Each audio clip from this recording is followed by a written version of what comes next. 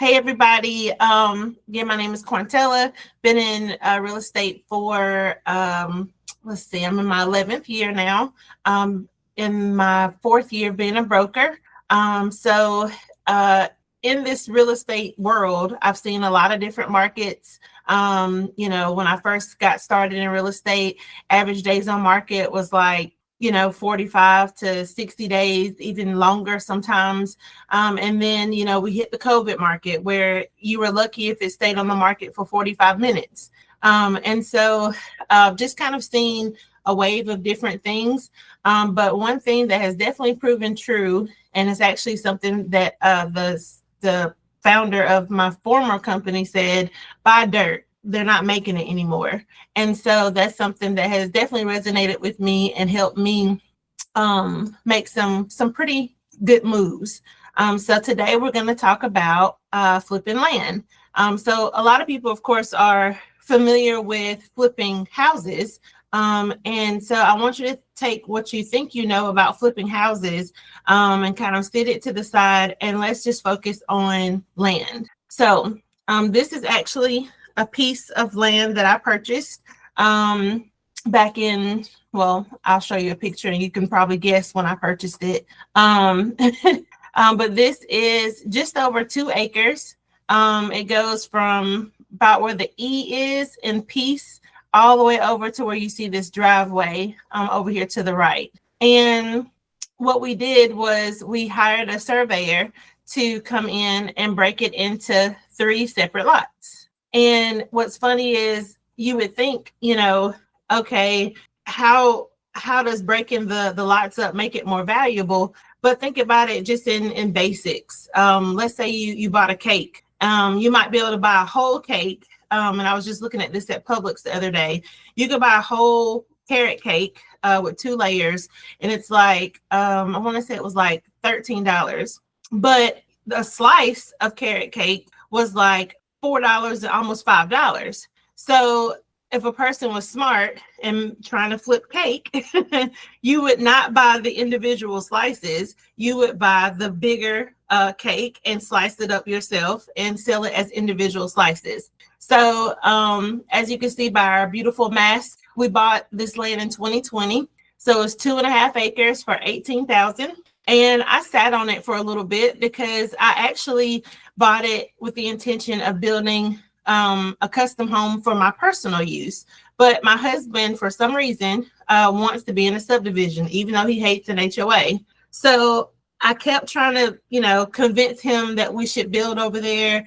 Good school district, shoot to 85, close to his parents, close to my parents, but I could not convince him. So finally, I just got frustrated with the land just sitting over there and decided, hey, what if I went and cut this land up and into individual parcels and then resold it? So again, I spent $18,500 on the land. The surveyor charged me about $700 to survey it into the 3 separate lots and record it with the county. And then, let's see, I did not go ahead and get perk tests done on all the lots. If I hadn't gotten perk tests done, it's a possibility that could have helped add just a little bit of value to it. But bottom line is I ended up selling 2 of the 3 lots for $65,000. That builder wanted the 3rd one, but I'm holding on to it. I still have it. I thought about possibly building a spec house on it. We'll talk about that a little later. But I still have that 3rd lot. But the 2 that I had, in addition to that 3rd one, I actually sold for $65,000 after closing costs. My check was $62,346. So that was a pretty good move. I'm sure you'd agree. Another opportunity that I used to quote unquote flip land was I went to an auction. It was actually like right after I got licensed in real estate, about a year after I got licensed. And there was a piece of land around the corner from my in-laws. And I just kept watching it. I noticed the auction sign went up. And so I went to my very first auction and was able to purchase the property at the auction. And instead of, at the time, I had just met a a local builder who was interested in building in the upstate. And so, or building in Anderson. He'd already been building in Greenville. So I approached him and said, hey, I have a piece of land in Anderson, great school districts, great neighborhood. It's an older, established, old brick house neighborhood. Would you be willing to build a house on this land? And he's like, yeah, sure. What do you want for it? And I said, well, I don't want to just sell you the land. Can I subordinate the land to you, giving you rights to build on it? But number one, I want the listing. And number two, at closing, you can pay me for the land. So to be honest with you, I think I paid $5,000 for this lot. I couldn't find my paperwork, but I think I paid $5,000 for this particular lot. And in the end, the builder paid me $18,000 for the lot. And then I also made 6% because I went out and found my own buyer for the house. And so I was able to get the buy and the list side of this particular house. So again, I was able to make money on the bill side because I was compensated for the land costs. And also I earned real estate commission since I represented the buyers. You don't have to be a realtor to flip land, obviously, but it does have its perks if to be able to have another layer of income, being able to when you're flipping your land. So how do I locate land? How do I decide what is going to be profitable, so on and so forth? So of course, we have access to the MLS. If you're not a realtor, have your realtor put you on a drip campaign for land. And then the other thing that we would do is I literally used to have my husband go and drive some of the neighborhoods that Anderson has a lot of like older established neighborhoods that still have a couple of lots left in them. Sometimes the lots may be owned by maybe the neighboring house. In the case of the one that I bought at the auction, it was just some person that owned the land. When they passed away, it went to their kids. Their kids did not pay the taxes. And so it ended up going back to or it was in the process of getting ready to be unclaimed land or whatever. But the son found out about it and reached out to an auctioneer and put it up for auction. He didn't really care what he got for it, honestly. So sometimes you do have situations where people inherit land and they don't really want it. They get tired of paying the taxes and sometimes they just let it go.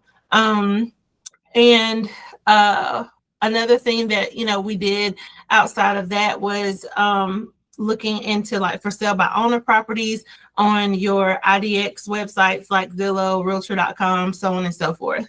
Some things that you want to consider when you are looking for property are number one, the location, because at the end of the day, it might be a empty lot, but is it empty for a reason? Is it empty because there's water running through it? Is it empty because it's on a crazy busy street? Also thinking about the house that you may want to place there. Is it going to comp out with the other properties that are around it? You also want to look at, of course, zoning regulations. Is it commercial? Is it zoned medical? How is it zoned? And then if you want to truly flip the land by cutting it up into smaller pieces, how big is it? What are the minimum restrictions for your particular area? Some other things to think about are, is there public sewer available? If it's not in an area where public sewer is available, you want to make sure that the property is able to pass a perk test.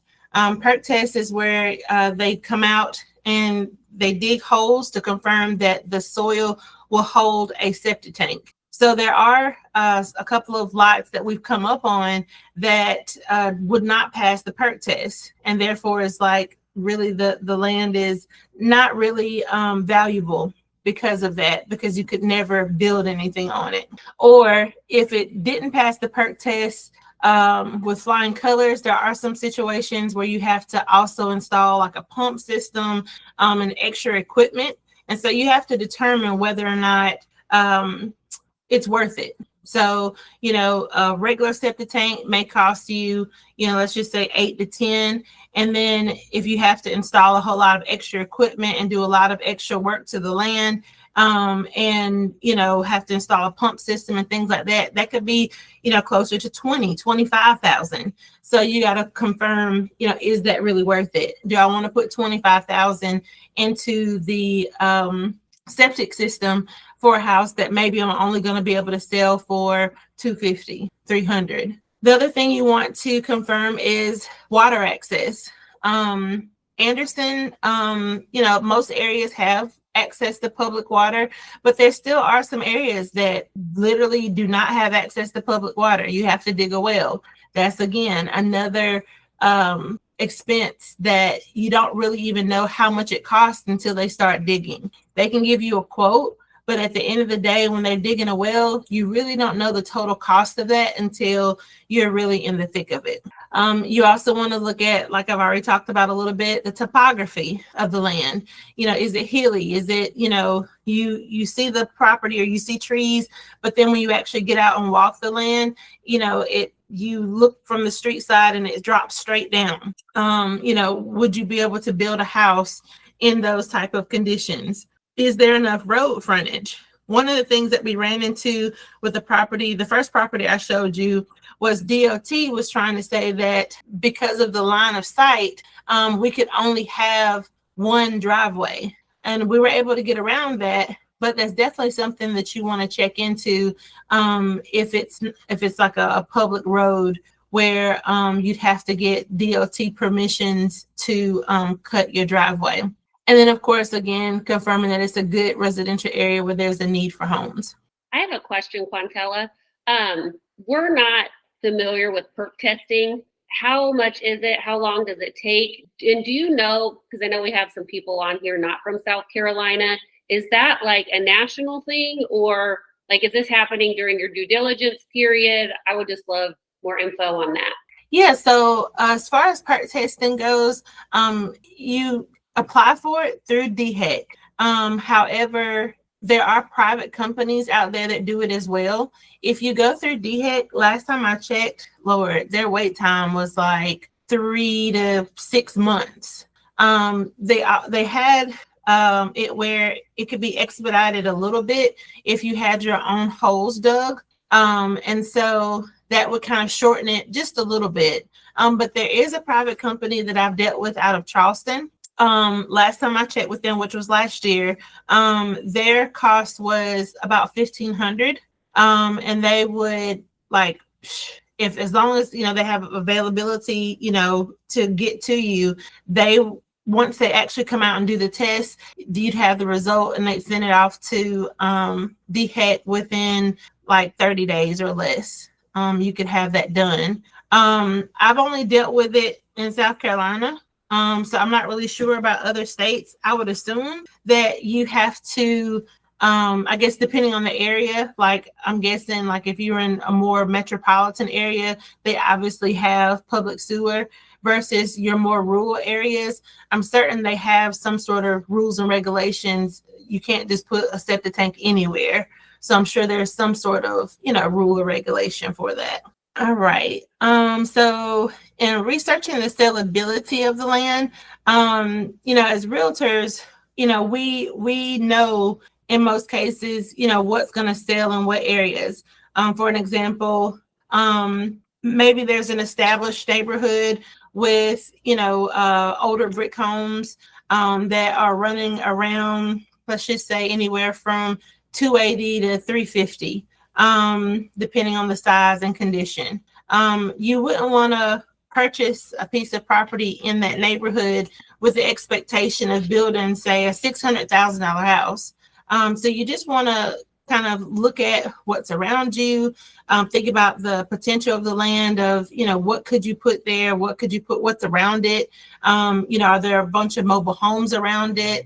What are the trends that you kind of project based on that particular area? So just like really paying attention to the sellability of the land. So if the property is not listed, and you've actually, seen a piece of land that you're like, you know what, Like, I wonder who owns that. Like, it's just sitting there. It's a beautiful piece of land. I'm trying to figure out, how do I reach out to this person? How do I, what do I say? That type of thing. So I'm gonna show you guys a couple of tools that I use to research the person, to figure out how to contact them. They are mostly tools that I use as a realtor. But again, if you're not a realtor, partner up with a good one, so that you can, gather the correct information. But I've done everything from going right up to that person's door and saying, hey, you own 123 Main Street over across the way. Do you have plans for that property? Were you planning to build on it yourself? Would you be interested in selling it? I've also sent letters, especially for if I'm searching for land for a client in particular. I've helped a family build a house down in Greenwood, and there was a particular neighborhood. It didn't have any listings in it, but there were several empty lots. Some were local people owned them. Some were people that were lived out of state. And so I sent out probably 8 different letters to different families or property owners. And I kind of told their story, hey, I'm helping the Lewis family. They're born and raised in the Greenwood area. They have family in this area. They absolutely love this neighborhood. Their family has grown. They're looking to purchase a home or build a home, and they love this neighborhood. Just looking to find out if you are possibly interested in selling your property. And there's different little things that I do when I send out the letters. Sometimes I type the letter, but then I highlight things. I put a sticky note, but my name and number on it, in it, just so that it doesn't look like this mass-produced, computer-generated letter, junk mail that people tend to get. I also try to handwrite the envelope. I may even use a nicer invitation-style envelope to try to make sure that the letter catches their attention. The key is reaching out, following up. If you can, what you can do in person, do in person. If the person's out of state, then you may have to send a letter or call. In terms of negotiating the sale, figuring out what that person's motivations are. So, at the end of the day, if it wasn't listed for sale, they may not have had any intention of selling. And so therefore there may be no motivation. There may not be a sense of urgency or anything. So you really have to figure out what would make that person happy to create that win-win deal. You also have situations where, like, I reached out to one family, and they were out of Georgia, and the property's here in Anderson. Long story short, reached out to them, and he was just like, well, I was thinking about doing something with it myself. I don't plan on moving back to Anderson. My kids aren't going to move to Anderson. So I was thinking about doing something myself. And so I created a whole nother real estate relationship with him. He's looking into multifamily properties in Anderson. He's actually taken that piece of land that I wanted to buy from him, and he's currently building a duplex. So, just a whole new real estate relationship was created because I reached out about a vacant piece of land in my in-laws' neighborhood. So definitely do your research, communicate with the person as best as can, and negotiate, figure out what would make them happy. It could also be a situation where they've inherited property, they've been paying the taxes on it, and they can't stand paying the taxes, and they're ready to go. So you just never know what that person's motivation might be. Next, of course, we talked about having a surveyor break up the piece of land into smaller parcels. So if it's a larger piece of land, you may have the opportunity, if there's enough road frontage, to break the parcel up into smaller pieces to be able to sell individually, like we talked about, cutting up that cake. And that can help you maximize your profit. Another option. I'm sorry, go ahead. I have another question. Well, I have a lot of questions. So, I'm excited about this. So when you sent the surveyor out, did you tell him parcel size, or is who's knowing the rules here? Like, minimum parcel size or road frontage, or how does that communication go? Is that you know that, or is that the surveyor knows that? A little bit of both. So with that first piece of property I showed you guys, I know, number one, in Anderson, the minimum size lot to put a septic tank on is 1/2 acre. So I knew that, hey, I need to break this land down, but I can't break it down farther than 1/2 acre pieces. And you want to give yourself a little bit of leeway, with road setbacks, and that property is on a major highway. It's Highway 29 North going towards the Jockey Lot. And so that's how I also knew, okay, this is Highway 29 North. This isn't just, some interior community street. I need to reach out to DOT to confirm that I'm going to be able to get my driveways. You also, one of the things that I learned over the course of time is no matter how big the property is, if you break it down further than 7 lots, you start incurring crazy development costs. So if you go over 7 lots, it's now considered a subdivision. And then you have to go into development cost of bringing in, like, you can't just quote unquote tie in power from the street, or tie in power from, I'm sorry, not power, sewer from the street. You have to actually install systems, and I don't even know all the terminology of it because I won't go past 7 lots. It can take the cost from a couple of $1,000s to hundreds of $1,000s in developmental costs if you go past 7 lots. Someone, Quantella, was asking to see the previous slide in the chat. So you've mentioned DOT, your surveyor. We don't want to go above 7 lots. Is there anybody else that needs to be involved in your perk testing, I guess, and knowing about your septic tank? Is that all the people, or is there still more people? Or are you going to talk about that's pretty much all. Of course, your real estate professional, if it's not yourself, to make sure that you've identified property that is going to be able to maximize your profit. Because if you're in an area that's not so good, just as an example, I've been working with a developer out of Atlanta. Before I met them, they purchased some land off of South Main Street. Now, this particular street is not so bad. Is it my personal cup of tea? No, but he was expecting to be able to build, $300,000 houses. And I was like, sorry, no, you cannot. And so when I really broke down the demographics of Anderson, what you can do where, then he was like, oh man, I wish I had met you a year ago before I bought this land. I could have made a better decision. So you just really have to understand your area, what you can sell there. Do you want to be the person to build the houses? Do you want to just sell the land to a builder? So on and so forth. May I ask a question? Sure. Pricing the land. Obviously, you want to be discounted and not compare yourself to the MLS because we're buying at a discount. Is there a price per lot, per acreage? I know there is a little bit in the Greenville market, like Fountain Inn and things like that. I know some builders that buy, anywhere between 30 and 50,000 per acre. So is there a pricing strategy for just infill lot or acreage in Anderson or anywhere else? And then also the second question was the cost of a surveyor.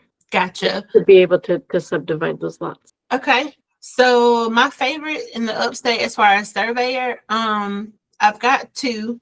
If it's a bigger job, I like to use New South. They are off of Main Street in Anderson. They have an office here. What's crazy is, unfortunately, I was talking to somebody about this the other day. I said, certain trades, like a surveyor, is like a dying trade. So there's not a whole lot of surveyors in the upstate, and a lot of the bigger ones only do the bigger jobs for your Mungo, your Ryan Homes, so on and so forth. So the two that I have found that will do some of the smaller stuff is New South, and that's NU South. And then one of my clients, actually, he bought a house with me. He's actually the surveyor for DOT. His name is John Moore. I can share his contact as well. I actually reached out to him last week. He's not messaged me back. So I don't know if he's just super, super crazy busy right now, or if he's kind of laid off of doing his side jobs. But those are the two that I've used for the most part. As far as pricing, I don't really know how they come up with their pricing for what they do. I know John only charged me like $750 to break my 2.5 acres up into 3 lots. I know New South has done some stuff for me in the past as well. And the property that they broke down for me was about $1,100. It wasn't that it was a much bigger property. In fact, the property's directly behind my property. But yeah, his fee was $1,100. So I would assume the bigger the land and the more, that they have to do to set the pins and create the property lines and all that, the more it will cost. As far as pricing strategy for the land, I know that one of the builders I used to work with, he used to say he never wanted to spend more than 10% of the total of what he was going to build. So like if he was going to build a $300,000 house, he didn't want the land to be much more than about $30,000. However, I feel like that has changed. He hasn't just said that it's changed, but I just noticed that they seem to be willing to pay a little bit more for the land now, just because land values, have gone up in our area anyway. So for me, I'm going to run the comps just like I would run the comps for a house. I'm going to run comps for the land and just kind of see like, okay, this is what land is selling for in this area. And that's how I'm going to try to price competitively with whatever that land is. So just for an example, I don't know if you're familiar with Anderson, but an acre, or I'll just say a half acre in Anderson near T.L. Hanna High School is going to cost you more than a half acre in Star, in the Crescent High School district. So you just kind of have to, look at the comps of what's selling, what type of houses are selling, what type of land prices, what are they going for, and price accordingly. So another option that I had touched on a little bit earlier, that was actually my first investment project, was approaching a smaller builder to build a spec house for me. So when I approached him, I was only in my first year of real estate. I don't think I probably made, actually I was in my second year of real estate. So I was headed up in my income, but nowhere near in a place to be able to actually fund a new construction build by myself. And so with approaching the builder, I just asked from the aspect of, hey, do you have any projects coming up? Do you have any interest in building in Anderson? And he was like, yeah, sure. I've looked at Anderson, didn't really know much about it. I've, built mostly in the Greenville area, but I'm open to Anderson. So he came, looked at the land. And so, he was funding his own builds, but it helped him to allow me to subordinate the land to him, which means I basically wrote an addendum that said I was allowing him to take over ownership of the property. So me subordinating the land to him allowed him to go to his bank and use the land as collateral or down payment for his construction loan. So that helped him out. Like I said, I paid about $5,000 for that lot. And then in the end, when we finished the house, he paid me back like $18,000 for it. And then that house, it's funny, I've sold it 3 times.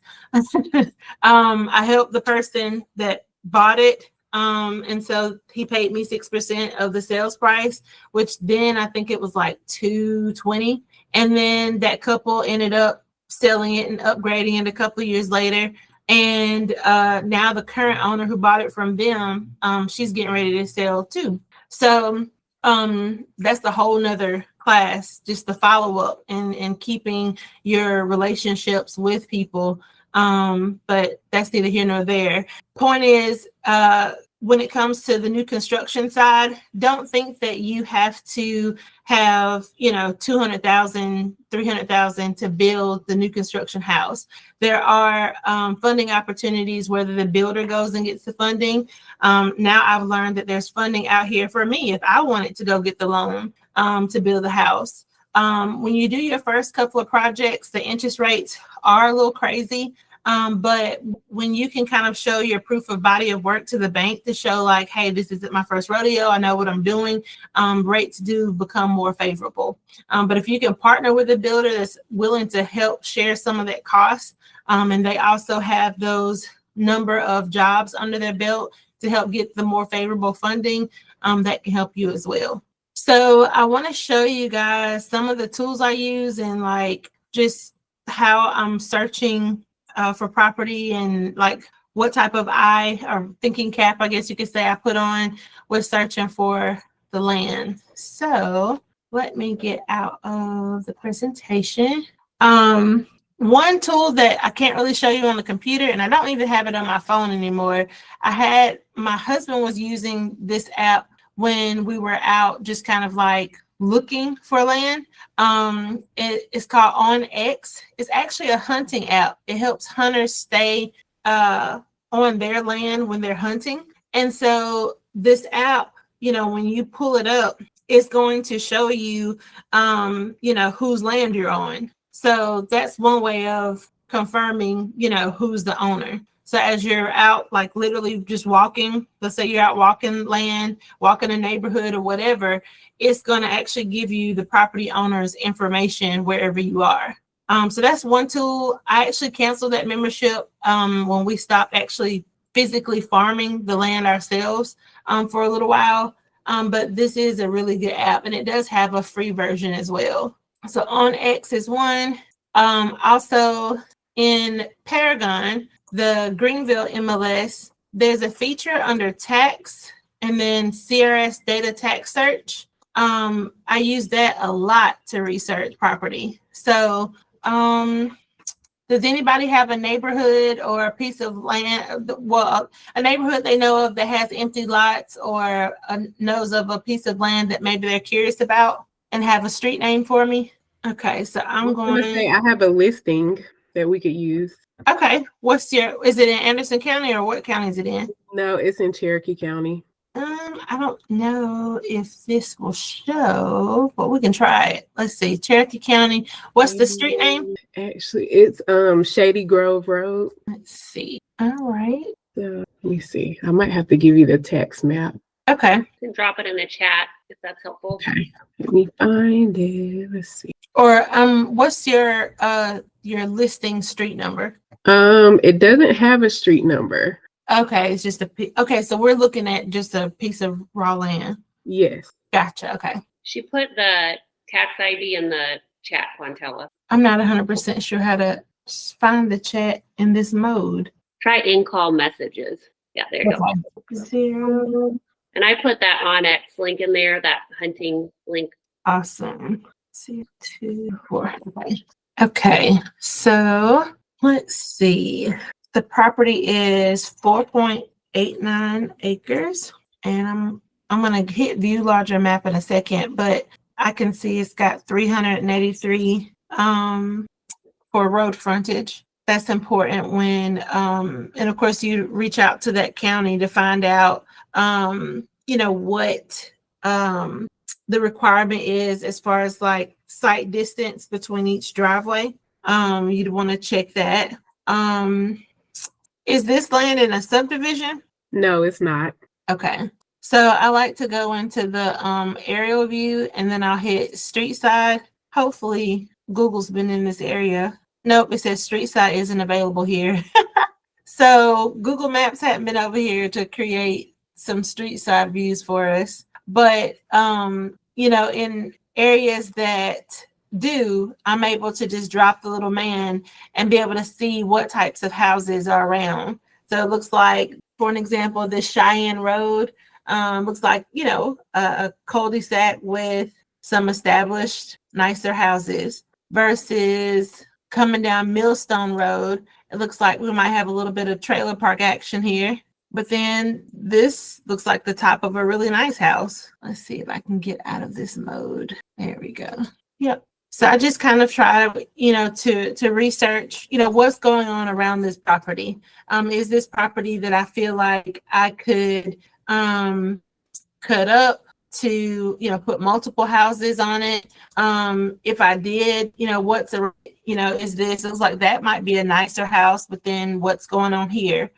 So it's up to us to kind of know the area, know what's going on with the land around it, what's going on with the property around it, to see if it's something that, could really be further broken down and sold in separate parcels or whatever the case may be. How much do you have that listed as? So right now it's at 80,000. So they had it subdivided. I'm not sure why it's not showing up on CRS, but it's in the picture it shows. Is these three? Yeah, so it's the back one that's highlighted, and then the left, the front, are two separate parcels that's being sold. Okay. Mm-hmm. So 1.25 acres, and then the back piece is like 2.39 acres. gotcha. So do you know if the person has to access, for an example, I'm assuming this one here, you would obviously access from Shady Grove Road. Right. Now, this other parcel, is the intention to reach it from Linder or from Shady Grove? Well, they would probably, unless they got an easement, they would probably have to access from Linder Road, but it does have that Shady Grove address, I believe. So I guess what would you do? Try to get an easement from? Yeah, if that's possible. I'll show you. Let me go to the property that I'm in the process of fooling with now. Oh, let's see. All right. So this is that original 2.5 acres. I sold this one and this one. I still own this one. Now, this back piece was bought by a different investor.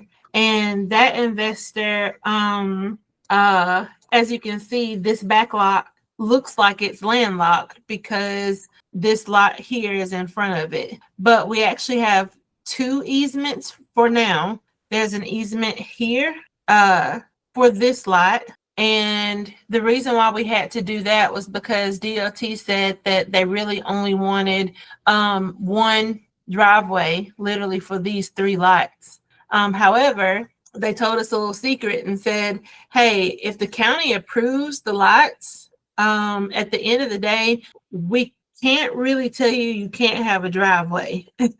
So he said, do this one first and then get that driveway done, sell that house, and then move on to this one. And we have to give you a driveway for this because the county already approved that second lot.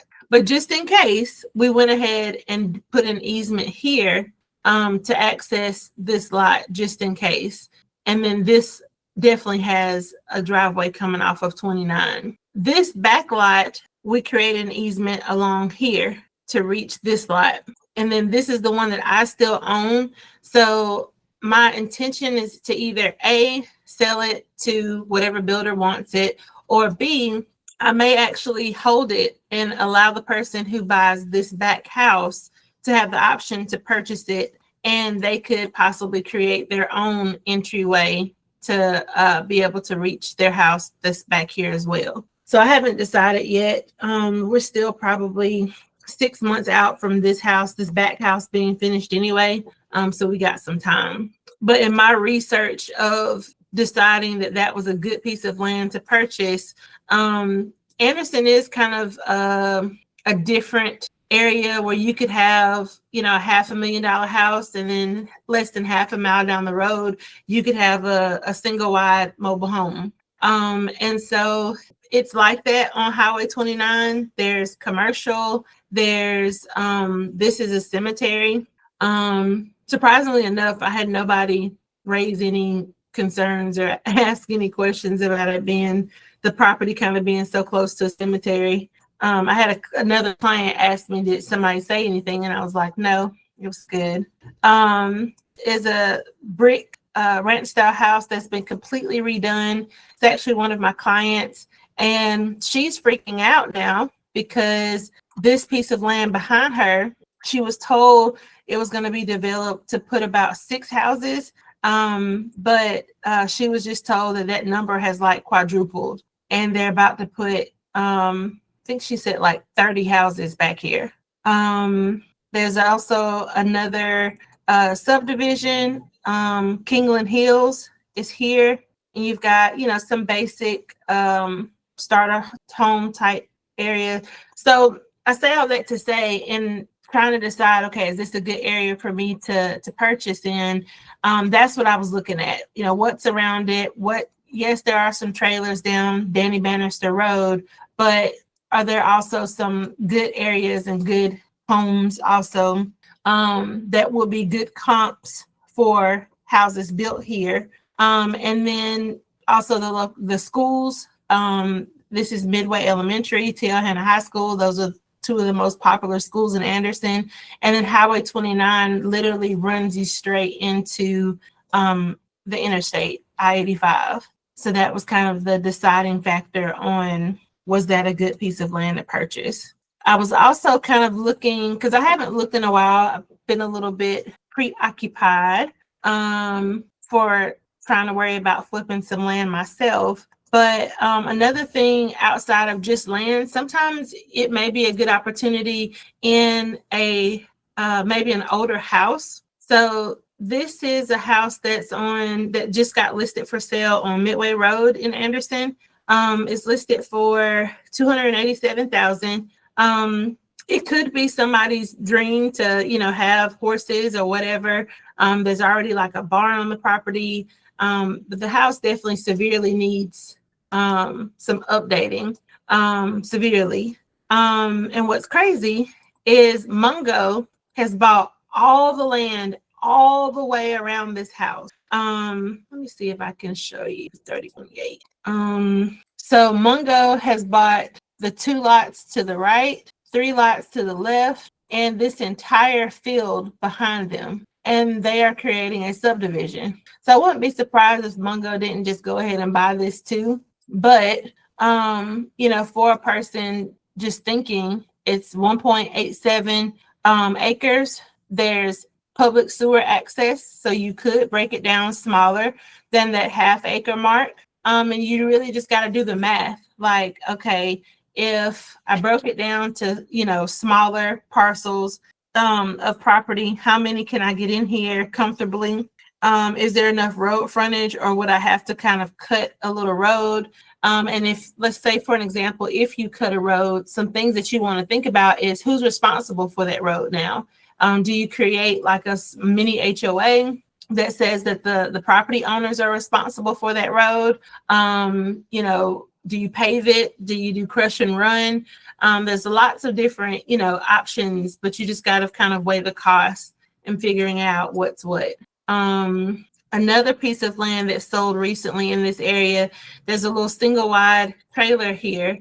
And this is, let me see. They sold it for $185,000. It's 4 acres. And it's just got a little mobile home on it. I don't think whoever bought this, I don't think they bought it with the intention of just keeping that mobile home there. Because right behind it is a brand new DRB subdivision. So in searching, like, be strategic, look for, opportunities where, maybe one of these big box builders may even be interested in purchasing smaller parcels from you if you go and do all the work on them. So CRS tax data is probably one of my favorite tools because I'm able to kind of really see. I'm also able to kind of see what's coming sometimes. Sometimes there's not even a sign up or whatever, but you can already see that something is being broken down into smaller parcels. and you're able to kind of check and see who owns it and when was the last time it was sold, how much was it, so on and so forth. Another place that you can find land is the county tax sales. Now keep in mind, if you do a tax sale property, you're going to have to do what's called a quiet title. Does anybody know what a quiet title is? So quiet title is when you are purchasing a property that has delinquent taxes, or let me see, I can't talk and think at the same time. Hold on one second. Let me pull up this site. There we go. So quiet titles need to be performed if there's any question of ownership, basically. So whenever you purchase properties, whether it's a house or land from a tax sale, if you plan to have a bank involved with it, you have to quiet the title, because the bank is not going to sit in the second chair per se when it comes to the line of ownership or I can't even think of the words. Sorry, y'all, baby brain. In the line of chain of ownership, or there's another word for it, but I can't think of it. But basically what I'm saying is if you purchase a property, say at a tax sale, that you plan to purchase with cash and just keep it and maybe rent it out, it's fine. You don't necessarily have to do a quiet title for that. Just know that, some long lost heir of that property could come and, try to hold claim to it. On the flip side, if you do the quiet title process, you quote unquote quiet the title. The attorney's office goes out and makes sure that nobody can come back and say, oh no, actually I'm the rightful heir to that property. I didn't know it was being sold. I want my property back. And allows you to be able to have title insurance. So of course, a lender, in the event that you wanted to resell that property or maybe build a house on that property and allow somebody to get a mortgage to purchase it, the mortgage company is going to want to see that title is, an equitable title, or that it's been quieted by the quiet title process. Hopefully I explained that easy enough. So the 2025 tax sale in Anderson is coming up. I do have, like Aaron and Darren, I have a school classroom too called the Entrepreneur Factory. I created this video last year because my phone literally blows up in end of September, beginning of October, of people trying to figure out how to navigate the tax sale. So I created a quick video just kind of breaking down, how to register to bid. What do you need to take with you when you go to the tax sale? There's also the list. So I'll update this because this is all the 2024 information. They just kind of started releasing 2025 tax information. The sale is October 8th. And let's see, let's just go in here and see what's what. Let's see, tax sale cover sheet, tax sale ad. I want the list. I'm surprised. The list must not be out yet. Either the list isn't out or that link is broken. But the list will come here sooner than later. They usually already have it out because, at this point, tomorrow's October 1st. And for me personally, I take the list and they have usually like an interactive map here. And that map allows you to kind of, there's certain areas that I know I don't want property in, so I'm not going to look at them. But I'm able to kind of pinpoint different areas and click on what's going to be for sale. I'm going to go drive by that property. Is it, even if it is a house, is it a house that I could tear down and build something better? That type of thing. So the tax sale is a good opportunity to find some land. However, just keep in mind, you want to definitely go ahead and do the quiet title process. And that process usually costs anywhere from $3,000 to $6,000, depending on how far back the attorney has to go. If it's pretty, in and out, really simple, maybe 2 or 3 previous owners, and it's easy to find their heirs. The attorney's office, they use everything from Facebook to, whatever, to go back and try to find these people. They find them. Some people sign off and are just like, I don't want the liability anyway, whatever, sure, she can have it, whatever. And then there's sometimes where they literally say, what's in it for me? So you might have to give somebody a couple of $100 to be able to get them to sign off to quiet the title. Any questions about that or that process? And that takes a few months, doesn't it? I think it's like anywhere between 4 and 6, 8 months, even depending on, like you said. Yep. If it's easy for them to find people, cool, great, awesome. Sometimes it is harder to find people. I know that one of the last ones that I was involved with, the man didn't want anybody to, we found him, but he didn't want anybody to come to his house. And so we ended up, I didn't actually go, but the attorney met him at a restaurant, Mama Penn's, bought him lunch, and he signed off. And then we've had people that say they'll sign, and then you get there and then they're like, well, maybe they scope out what kind of car you're in or whatever. And then like, well, what's in it for me? So we've given, upwards of $300 to $400 to get them to sign. It can definitely be worth it because, if you go and you pay the taxes, nobody lays claim to that property over, the next, I think it's 12, 14 months. Then now you own that property and maybe the taxes was, $1,000. Maybe the taxes was $500, $700, $2,000. And then you go, you run the quiet title, and maybe that costs you another $5,000. But now you've got this half acre or acre piece of land or this house sitting on this land that now you can go and cut up, or now you can go and tear down the house and build something else. And maybe you spend a couple of $1,000s. Is it pretty competitive when you're going to these auctions? I mean, I know it used to be a big thing years ago, and a lot of people say that the market's flooded, and it's become different than it was, 10 plus years ago. So like the private auctions, a lot of them I've been noticing have taken it to bidding online. The very first one that I had went to in like 2016, there really wasn't a whole lot of people there. But I know that, and then they go to pay and they couldn't because their bank was rejecting the transaction, because whoever it was that was bidding against me online, I couldn't see them or what their reactions were, but I just kept going and kept going and kept going and ended up getting it for like $5,000. As far as the tax sales for Anderson, last year I didn't get to go because I was at our company convention in Vegas, but I know the year before that, it was pretty packed, pretty busy.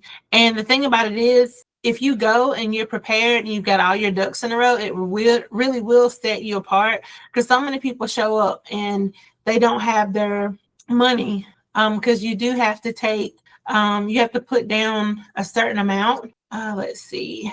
So last year you needed to register. So that's step one. A lot of people did not register. And then trying to find the amount or how, let me see. Here we go. Full payment is due today on all purchases in the form of cash or certified funds. By verifying your card limit prior to your transaction, you may also pay with debit or credit card. So there were some people that maybe they have a $400 limit of spending on their debit card. So just it's little things like that that kind of help you be prepared and have more success. There is another list, the forfeited land commission property. Those properties, the forfeited land list, let's see if I can find it. They move it from time to time and then I can't find it. But the forfeited land list, that one you don't have to wait that waiting period to be able to do something with it. And then you also have the master and equity foreclosure listings. That sale is every first Tuesday of the month. You can take these and also kind of research these too. These are properties that are in foreclosure that are going up for sale. And with these, you don't have to do a quiet title search. Some of these will fall off because they'll reach an agreement with their bank and either file for like a short sale or whatever agreement they get terms, loss mitigation packages, things like that. So some of these will come off, but this is another place where you can sometimes find property. So that's mostly what I have. Anybody have other questions? Just a comment that I've heard in the past, when you were talking about larger lots that you could subdivide it. I've heard stories of how people, instead of selling them to an investor, individually, what they do is they subdivide it through getting the survey. And there was one particular story, they sold it in like 7 lots or something, and they were going to build townhomes. And the agreement was, you don't have to pay me for all the land. So let's hypothetically say it was like $175,000 for the whole land. They said, just make that last townhome mine. So they traded the land for a townhome. So that kind of worked out. So just the more creative stuff. So that's neat.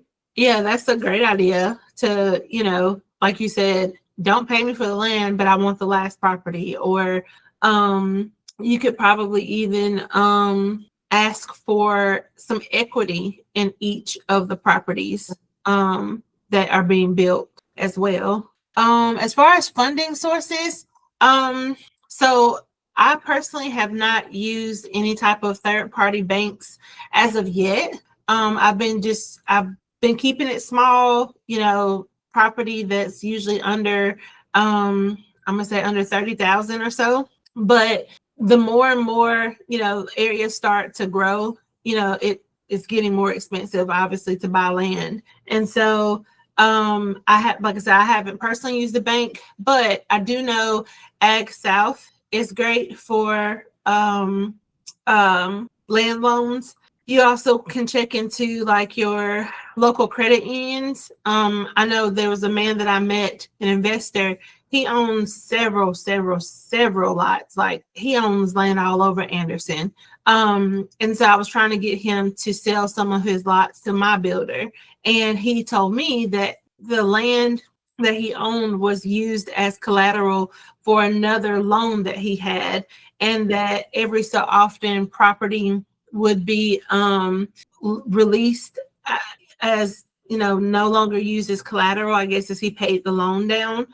So every so often I reach out to him to see, what's no longer under that collateral umbrella, if you will. So I say all that to say credit union may be willing to do, a loan for the property. I see someone in the chat said Bank of TR does land only loans. So yeah, talking to your smaller banks, your credit unions, and then there are some specific entities that like do land, like Ag South. And then as far as funding for the build for new construction, you're probably looking at some of these higher dollar investor type banks. I get a million emails from them. I haven't used one yet. I've been using my money in Bank of Daddy. And so I haven't used the bank yet, but in order to make some bigger moves, I know that in the near future, I will need to use a financial institution.